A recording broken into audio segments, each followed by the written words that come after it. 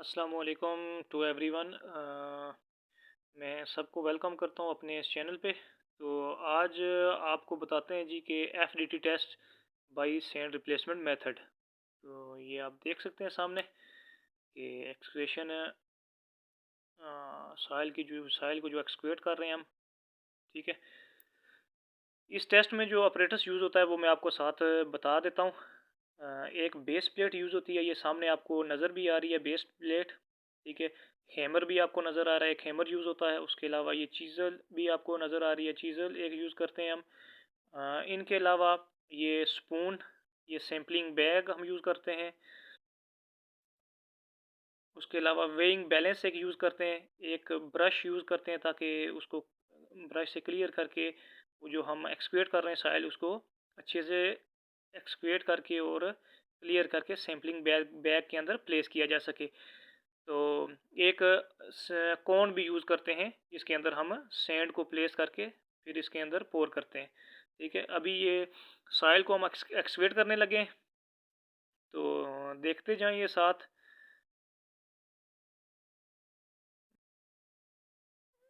अच्छी तरह से एक्सक्वेट करके तमाम जो सॉइल है उसको सैम्पलिंग बैग के अंदर प्लेस करेंगे।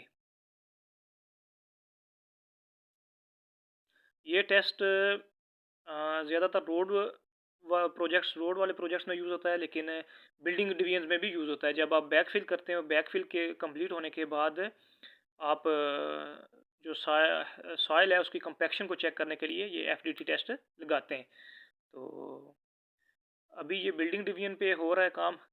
ये देख रहे हैं उन्होंने सॉइल को एक्सक्वेट किया है। अब ये सॉइल तमाम उठा के सैम्पलिंग बैग के अंदर हम प्लेस कर रहे हैं।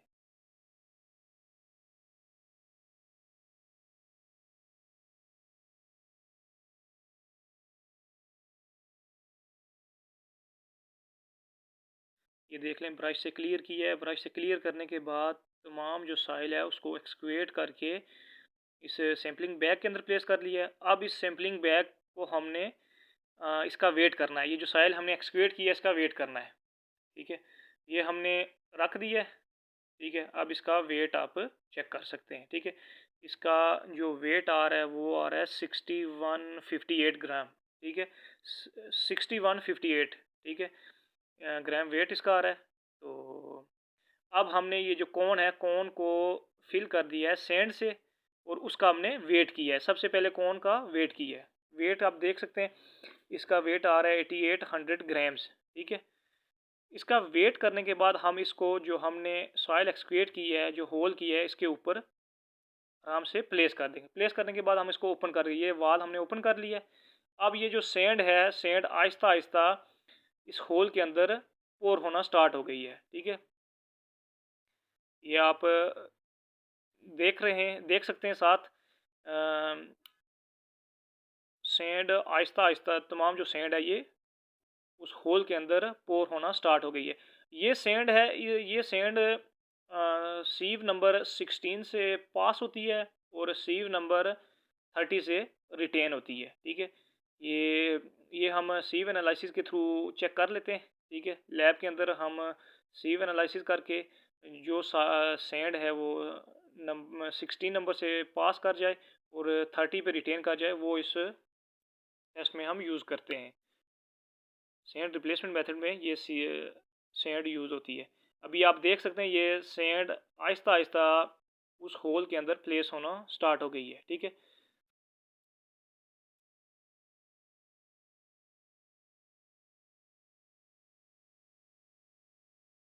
ये आप देख सकते हैं सैंड प्लेस हो गई है। अभी स्टार्ट है जी। आप चेक कर सकते हैं ये।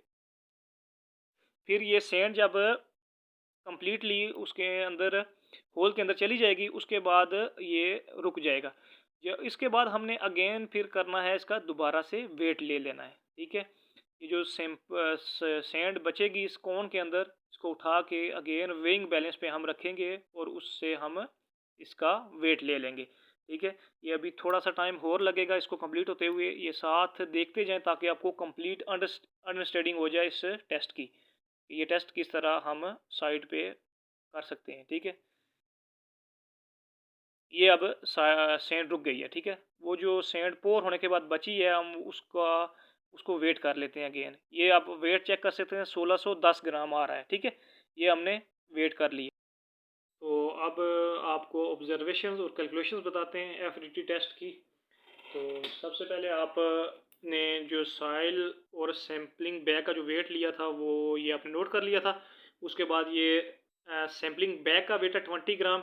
उसके बाद आपने सैंड और कॉर्न का वेट लिया था, वो 8800 ग्राम आ रहा है, ठीक है।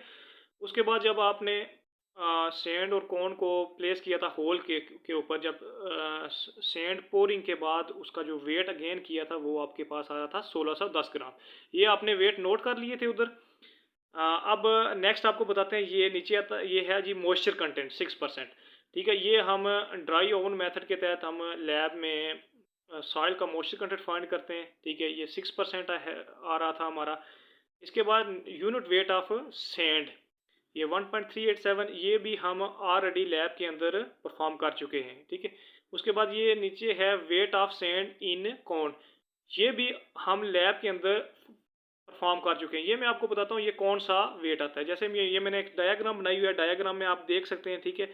ये इसके अंदर ये जो मैंने पॉइंट मार्क किया हुआ है, इसके अंदर ये जो मैंने हाईलाइट भी किया हुआ है, इसके अंदर जो सैंड आती है जब हम पोर करते हैं इसके अंदर जो सैंड, वो सैंड उसका वेट हम लैब के अंदर फाइंड आउट करते हैं और वो हमारा आता है 30-50 ग्राम, ठीक है। इसके बाद ये जब हम वेट फाइंड आउट कर लेते हैं उसके बाद हम आते हैं कैलकुलेशंस पे। सबसे पहले हम सॉइल जो है उसका एक्यूरेट वेट कैलकुलेट करते हैं, ठीक है। उसका एक्यूरेट वेट हमारे पास जो टोटल वेट आ रहा था सैम्पलिंग बैग प्लस सैंड, वो आ रहा था 6158, उसमें से ये 20 माइनस कर दिया। ये ऊपर आप देख सकते हैं, इस वेट में से इसको माइनस किया तो हमारे पास सिर्फ सैंड का वेट रह गया है। अब अगेन मैं आपको बताता हूँ, नेक्स्ट देखते हैं ये सैंड का वेट, ठीक है। सैंड का वेट हम इस तरह फाइंड करते हैं, ये देख सकते हैं, ये जो हमारे पास टोटल वेट था उसमें से जो रिटेनिंग वेट है उसको माइनस किया और प्लस ये जो कौन कैलिब्रेशन या कौन के अंदर जो वेट आता है उसको भी हमने माइनस किया, ताकि हमारे पास ये जो होल है, होल के अंदर जो आ रहा है सैंड, वो एक्यूरेट सैंड का वेट हमारे पास आ जाए। इस तरह हमने इसमें से इसको माइनस किया और फिर साथ कौन कैलिब्रेशन वेट को भी माइनस किया तो हमारे पास ये सैंड का एक्यूरेट वेट आ गया, ठीक है। जब सैंड का वेट आ गया उसके बाद हमने ये फार्मूला देख सकते हैं, density is to mass over volume, ठीक है। वॉल्यूम इसको क्रॉस इधर कर दिया, ठीक है। Volume is to mass over density. ये हमारे पास जो सैंड का वेट आया है उसको डिवाइड किया है हमने यूनिट वेट, ठीक है। सैंड का जो यूनिट वेट है उससे डिवाइड किया है तो हमारे पास होल का वॉल्यूम आ जाता है, ठीक है। ये जो होल था जिसके अंदर सैंड जो कौन से पोर करनी थी हमने, उस होल का तमाम वॉल्यूम हमारे पास ये आ गया है, ठीक है।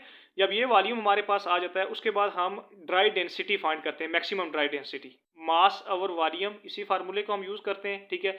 इसमें जो हमारे पास मास आया है सॉइल का, ठीक है, सॉइल की ड्राई डेंसिटी फाइंड करनी है तो सॉइल का हमने जो वेट हमारे पास ये आया है एक्यूरेट वेट, इसको यूज़ करना है और उसको डिवाइड करना है हमने जो हमारे पास जो है उसके वॉल्यूम से, ठीक है। सॉइल के वेट को उसके वॉल्यूम से डिवाइड किया तो हमारे पास ये यूनिट वेट या वेट डेंसिटी हमारे पास 2.019 आ गई सॉइल की, ठीक है। अब इसके बाद हमने ये फील्ड ड्राई डेंसिटी फाइंड करनी है। इसका फार्मूला आता है bulk weight over 1 plus moisture content. Bulk weight या वेट डेंसिटी ये जो हमने फाइंड की है, या मैक्सिमम ड्राई डेंसिटी ये जो हमने फाइंड की है, ये भी इसको कह सकते हैं, ठीक है। अब dry density is equal to हमने 2.091 जो हमारे पास ड्राई डेंसिटी आई है उसको डिवाइड किया है 1 प्लस मॉइस्चर कंटेंट। हम 6% ले रहे थे, ये जो 100 से इसको 6% था तो 100 से हमने इसको डिवाइड कर दिया। अब इसको डिवाइड करने से हमारे पास 1.97 ग्राम पर सेंटीमीटर क्यूब ये इसकी फील्ड ड्राई डेंसिटी सॉइल की आ गई, ठीक है। अब जब फील्ड की ड्राई डेंसिटी आ गई तो उसके बाद हम नेक्स्ट फाइंड कर सकते हैं जी रिलेटिव कंपैक्शन। रिलेटिव कंपैक्शन का फार्मूला है field dry density over maximum dry density multiply 100, ठीक है। ये आप देख सकते हैं जी के जो हमारे पास ड्राई डेंसिटी आई है 1.972, उसको डिवाइड किया है जो हमारे पास मैक्सिमम ड्राई डेंसिटी या bulk unit weight of soil आया है, उसको डिवाइड किया और मल्टीप्लाई 100 किया है, देन ये हमारे पास सॉइल की कंपैक्शन आ गई 94.3%।